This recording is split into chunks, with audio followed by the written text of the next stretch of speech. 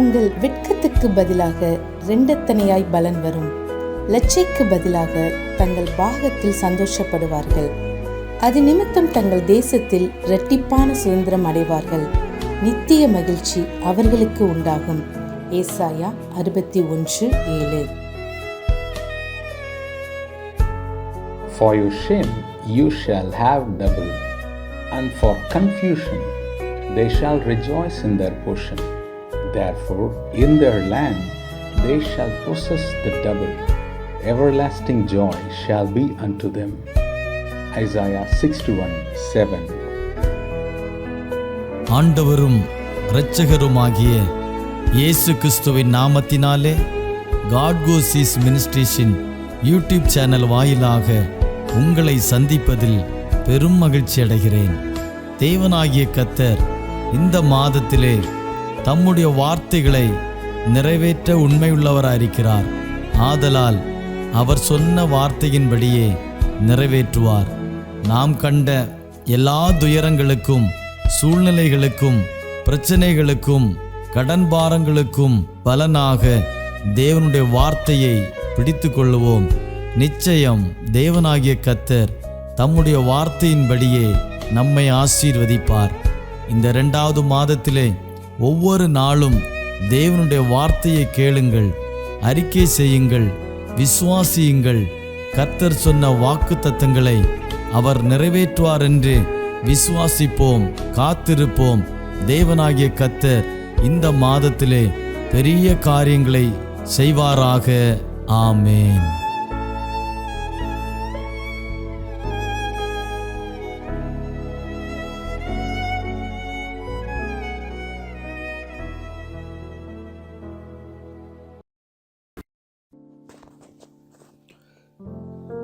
ஆண்டவரும் இரட்சகருமான கர்த்தராகிய இயேசு கிறிஸ்துவின் நாமத்திலே உங்கள் யாவரையும் இந்த காலை வேளையிலே நான் வாழ்த்துகிறேன்.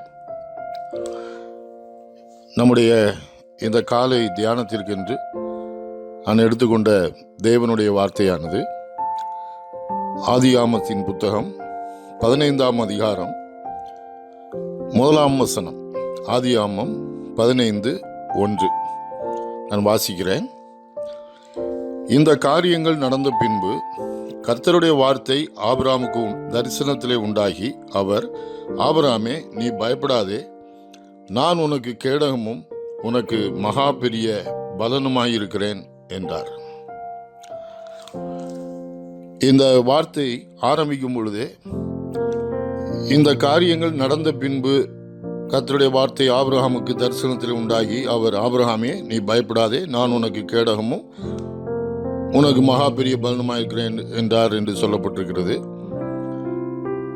அதில் பயப்படாதே அப்படிலாம் கர்த்தர் சொல்றார். ஆனால் அதுக்கு முன்னாடி இந்த காரியங்கள் நடந்த பின்பு என்று இந்த வார்த்தை ஆரம்பிக்கிறது. இந்த காரியங்கள் நடந்த பின்புனா எந்த காரியங்கள் நடந்தது அப்படின்னு பார்க்கணும்னா இதுக்கு முந்தின அதிகாரத்துக்கு நாம் செல்ல வேண்டும். முந்தின அதிகாரத்தில் என்ன சொல்லப்பட்டிருக்கின்றால் சுருக்கமாக சொல்லுகிறேன். அங்கே ஒரு 4 ராஜாக்கள், இன்னொரு 5 ராஜாக்களை அவர்கள் ஒன்று சேர்ந்து நிற்கிறார்கள். 5 ராஜாக்கள் சேர்ந்து நிற்கிறார்கள். இங்கே ஒரு 4 ராஜாக்கள் சேர்ந்து நிற்கிறார்கள். இந்த 4 ராஜாக்கள் 5 ராஜாக்களை முறியடிக்கிறார்கள்.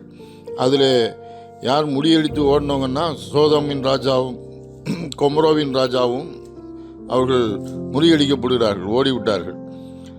அவர்கள் இந்த சோதமில் தான் ஆபிரகாமுடைய சகோதரன் லோத்து குடியிருந்தான் என்பது நமக்கு தெரியும். இந்த லோத்துடைய எல்லா பொருட்கள் எல்லாத்தையும் சகலத்தையும் அவர்கள் எடுத்துக்கொண்டு போய்விட்டார்கள். இதை ஒருவன் ஆபிரகாமுக்கு அறிவிக்கிறான். ஆபிரகாம் அதை கேள்விப்பட்டு தன் வீட்டில் பிறந்த ஒரு 318 பேரை வேலைக்குள்ள ஆட்களை எல்லாத்தையும் கூட்டிகிட்டு போய் அவர்களோடு யுத்தம் பண்ணுகிறான். அந்த 4 ராஜாக்களோட யுத்தம் பண்ணி இவன் அவர்களை மேற்கொண்டு அவர்களை இந்த லோத்தையும் அவனுக்குரிய எல்லாவற்றையும் திருப்பி கொண்டு வந்து விட்டான் என்பதை நமக்கு அதில் போடப்பட்டிருக்கிறது. 14ஆம் அதிகாரத்தை மெதுவாக நீங்கள் வீட்டில் உட்கார்ந்து வாசித்து பார்த்தீங்கன்னா தெரியும். ஆனால் இதெல்லாம் முடிஞ்சு, இந்த காரியங்கள்லாம் முடிஞ்ச பிறகுதான் இதான் ஆரம்பிக்குது. இந்த காரியங்கள் நடந்த பின்பு அப்படின்னு ஆரம்பிக்குது. கர்த்தருடைய வார்த்தை ஆபிரகாமுக்கு தரிசனத்திலே உண்டாகி அப்படின்னு ஆரம்பிக்குது. அப்படின்னா என்ன அர்த்தம், என்ன சொல்றாங்கன்னா, ஆபிரகாம் ஒரு பெரிய ராஜாவெல்லாம் இல்லை அந்த காலத்தில். அவன் வந்து திரளான ஆடு மாடுகளை மந்தைகளை வச்சிருந்தான், ஒரு செல்வ சீமானாய் இருந்தான் என்பதை நாம் தேவனுடைய வார்த்தையிலே படிக்கிறோம். ஆனால் அவனுக்குள்ளே ஒரு எண்ணம் ஏற்பட்டிருக்கலாம் என்று வேத வல்லுநர்கள் எழுதுகிறார்கள். என்ன எண்ணம் என்றால், இந்த 4 ராஜாக்களை நாம் முறியடிச்சிட்டோம், ஒருவேளை இவங்க வந்து எப்பவும் நம்மளை வந்து தன்னை வந்து எங்கே வந்து விடுவார்களோ, தனக்கு எதிராக வந்து தன்னை மேற்கொண்டு விடுவார்களோ என்ற ஒரு பய உணர்வு அவனுக்குள்ளே உண்டாயிருக்கக்கூடும் என்று எண்ணியிருக்கலாம். அதை குறித்து ஒரு பய உணர்வோடு ஆபிரகாம் இருந்திருக்கலாம் என்று சொல்கிறார்கள்.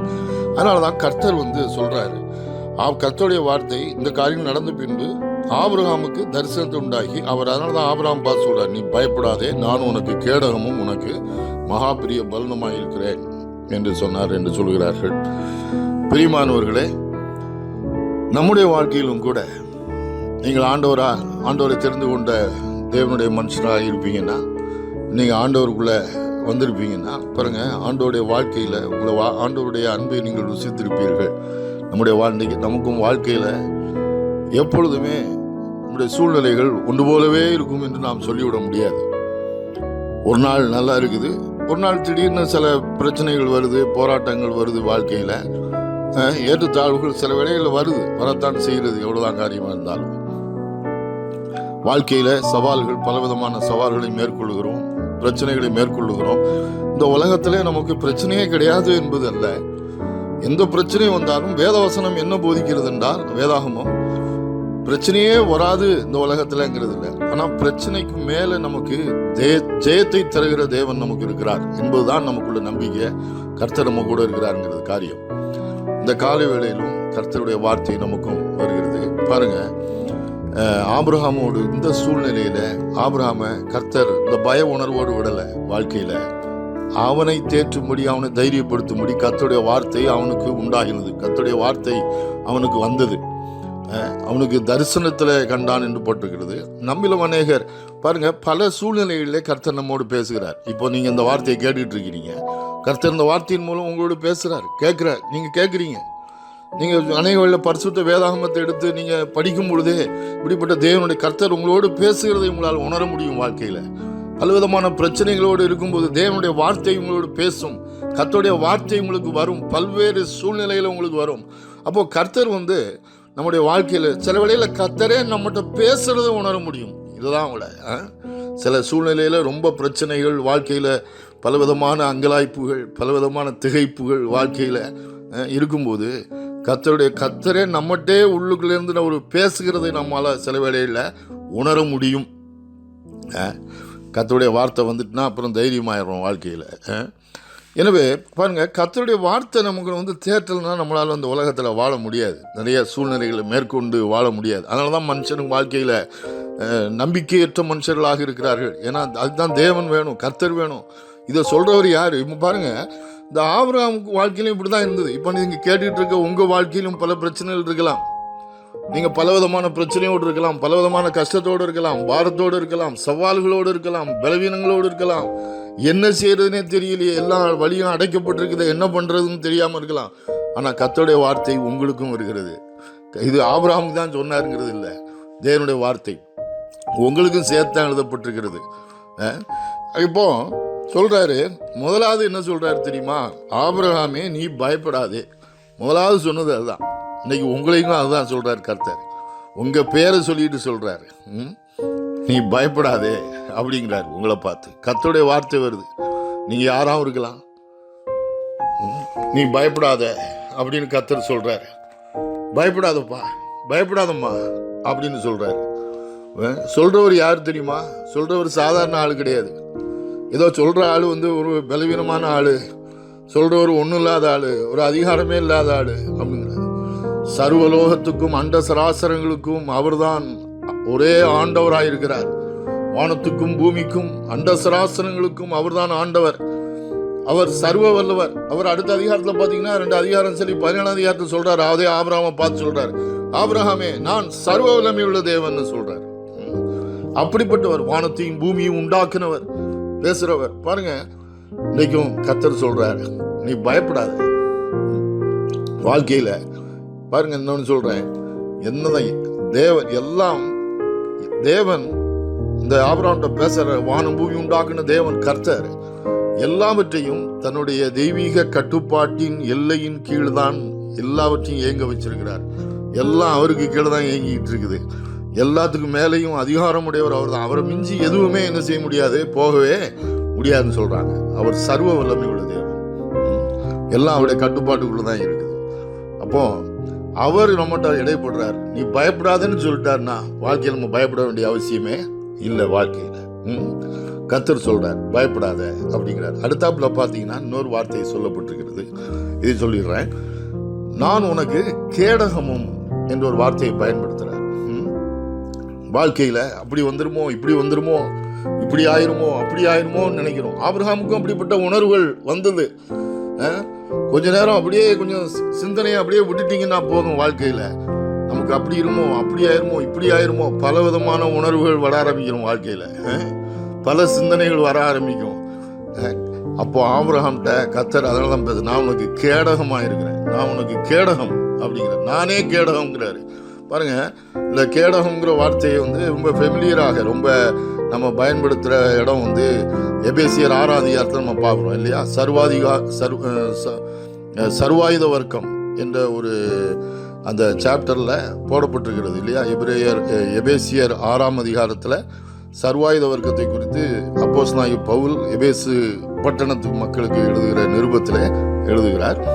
அதில் சொல்றார், விசுவாசம் என்னும் கேடகத்தை. கேடகம் என்னன்னு கேட்டிங்கன்னா, பலவிதமான காரியம் நம்மளை சுற்றி நெருங்கும் போது வரும்போது அந்த கேடகத்தை பிடிச்சிட்டிங்கன்னா எல்லாமே நம்மளை எதுவுமே உணவு பண்ணாது, நம்ம எதுவுமே செய்ய முடியாது. நம்ம அந்த கேடகத்துடைய மறைவில் இருப்போம். நாம் எல்லாமே அந்த கேடகத்தில் தான் போய் என்ன செய்யுமா முட்டும். அதில் அது ஸ்ட்ராங்காக இருக்கிறதுனால அந்த கேடயம் எவ்வளோ ஸ்ட்ராங்காக இருக்குதோ அவ்வளோக்கு அவ்வளோ நமக்கு கேரண்டி, நம்மளை எதுவுமே ஒன்றும் பண்ண முடியாது. இங்கே என்ன சொல்கிறாரு, இந்த கேடயம் இதே ஒரு கேடயத்தை தூக்கி நீ புடின்னு சொல்லலை. இங்கே என்ன சொல்கிறாரு, நானே உனக்கு கேடகம், நானே உனக்கு கேடகம்ங்கிறாரு. கர்த்தரை தாண்டி எதுவும் வர முடியுமாங்க வாழ்க்கையில்?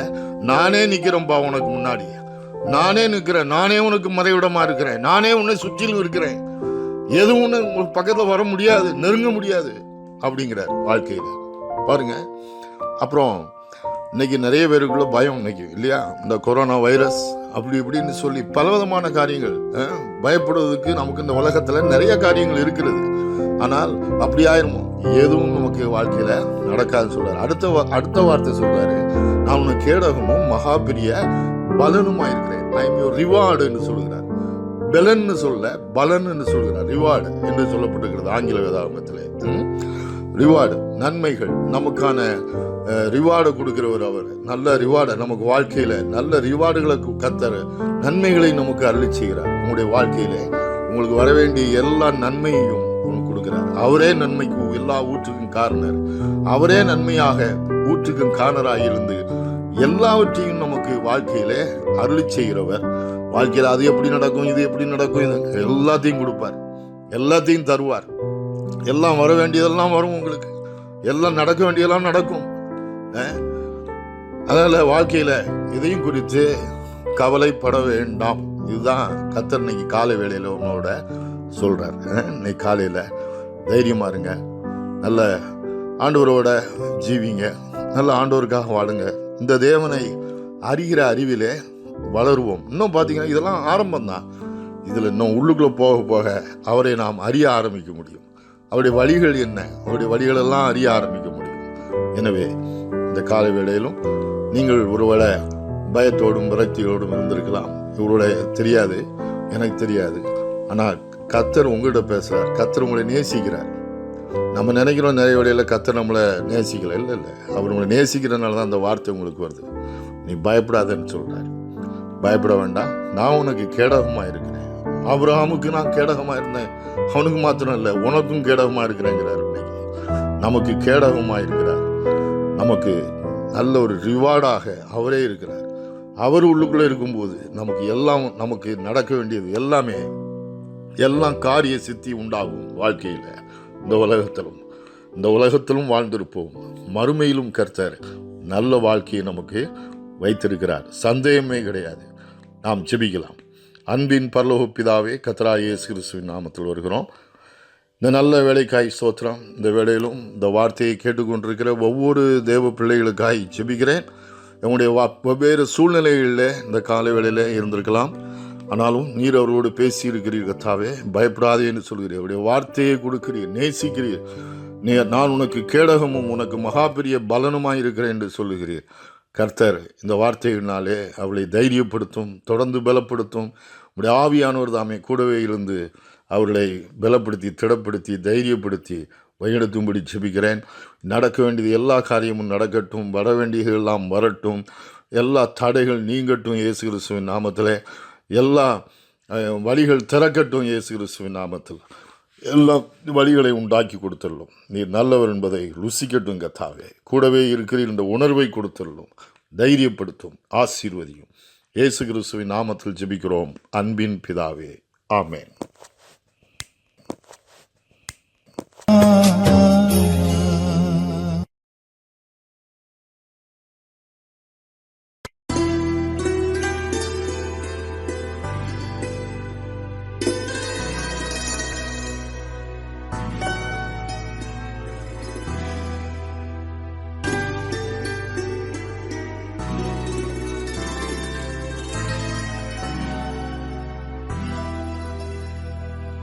சொந்தமென்று சொல்லிக்கொள்ள உம்மை விட யாருமில்ல. சொத்து என்று அள்ளிக்கொள்ள உம்மை விட ஏதுமில்ல.